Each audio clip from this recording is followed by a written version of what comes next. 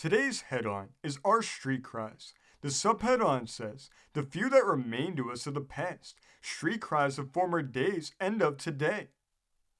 It says, with the opening of spring, the familiar street cries, rags, old rags. Have you any old rags or old bottles to sell? Or buy any shad? Fresh Delaware shad, greet on every side the ears of pedestrians. These calls are among the few that remain of the old street cries, as modern manners and methods of business have in a great degree done away with or modified this primitive way of advertisement. 50 years ago, the streets of Philadelphia echoed with a pandemonium of sounds made by the vendors of 100 different commodities, who thus brought to the notice of the careful housekeepers the excellence of their wares. Today, it is doubtful if a dozen old-time calls exist. Still, some few new cries have been born within recent years, and these are quite local in their characteristics and serve to keep alive the customs of our forefathers.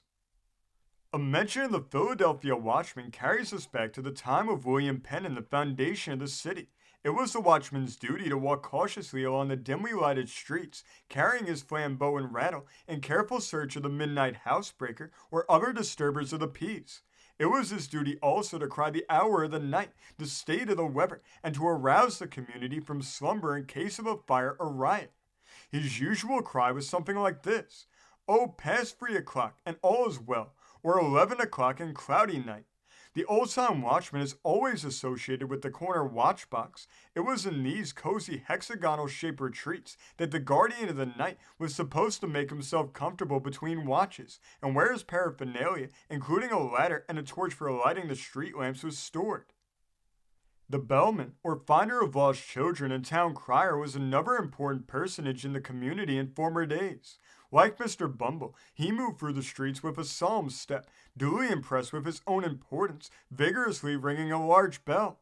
Occasionally, he would stop on a street corner and in a loud voice recite the name, age, dress, and residence of the lost child, and probably at the same time make inquiry for a missing cow or a goat.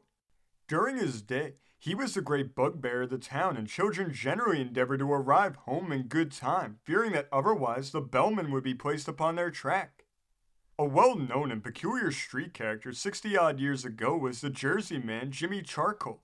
In those days, when charcoal was a favorite fuel, there were many vendors of this commodity who hailed from New Jersey. Jersey Jimmy was foremost among them. He attracted attention to his existence by the following dogged verse: "Charcoal by the bushel, charcoal by the peck, charcoal by the frying pan, or any way you like."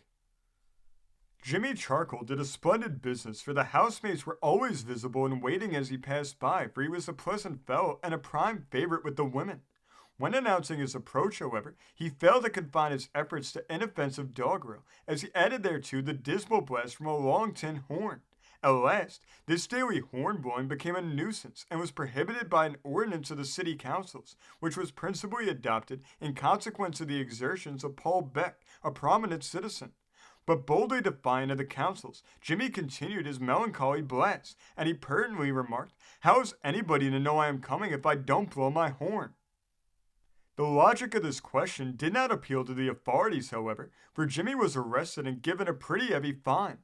For a time, he was in despair, but oppression only gives opportunity and scope for development to a mind like Jimmy's. The next day after his arrest, a great and unusual clamor was heard in the streets, bringing the housemaids to the windows in a jiffy to discover the irrepressible Jimmy swinging a large bell to a revised version of his doggerel: "Charcoal by the bushel, charcoal by the peck, charcoal by the frying pan, in spite of Paul Beck." As councils failed to pass a law against bell ringing, Jimmy continued to use his substitute, which has descended to our time and generation, being the method of advertisement employed by the few charcoal vendors of today. A cry now seldom heard, but at one time frequently uttered on our streets, was "Sweep oh, sweep oh." When every house was well supplied with large, old-fashioned open fireplaces in which wood was the only fuel consumed, the chimney frequently became filled with soot, which, unless it was quickly removed, was apt to take fire. To prevent this occurrence, a law was passed which imposed a fine of 40 shillings on the provincial housekeepers if their chimneys took fire in consequence of their neglecting to have them swept once a month. But if a fire occurred and a chimney swept within that time, then the master sweep was responsible and was fined for neglect of duty. The sweeps were consequently at one time very important personages in this community. They were generally boys, whose dusky faces were not rendered unrecognizable by the dirt of their calling. The advent of anthracite coal inaugurated a new fuel without dirt and soot, and this of course ruined the calling of the chimney sweeps, and they have now all deserted the business as unprofitable, with the exception of one family, whose efforts in chimney sweeping are sufficient to meet the demands of the Philadelphia housekeeper of today. This family have abandoned the old cry of sweepo and announced their coming by the singing of some popular gospel melody. About 1828, the original hominy man made his appearance. He was a middle-aged colored man and was quite a well-known character. He carried a large basket, well stocked with packages of prepared hominy, a food made from broken maize, the kernel being hulled. The refrain of the hominy man was, "Hominy man, come out today for to sell his hominy." The hominy man flourished before the days of the machinery-made article which is now sold in every grocery store, and for a series of years he was the only source of supply. After his death, he had several successors who continued the business up to within the last few years, in fact as long as it was profitable. There are still left a few of the shrill-voiced female fish hucksters who start out on the street in the spring with the first run of shad. They adhere closely to this custom of old times, and their great place of meeting is in the neighborhood of the old 2nd Street Market. There they gather, talk and gossip in the early morning until the fish boat has delivered its cargo. Then with their stock poised in large trays on their heads, they start westward along Pine, Spruce, and Walnut Streets. And many a light sleeper in the fashionable quarter do they disturb with their cry, "You buy any shad? Buy any shad?"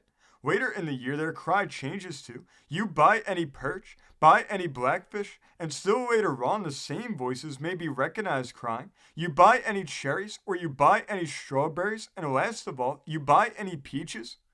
Only a few years ago, an ancient colored man, in presenting his ware along our streets, kept up the following refrain: "Clams, oh clams, they are good to fry, and they're good to stew, and they're good to make clam fritters too." So fat is the cry of a humble breadwinner whose voice is still often heard in the alleys upon which our yard gates and kitchen doors open. The so fat man does an important business with our maidservants, who keep for him the fats of the kitchen, their usual prerequisites. They receive in return a bar of hard yellow soap, for money seldom changes hands in these transactions.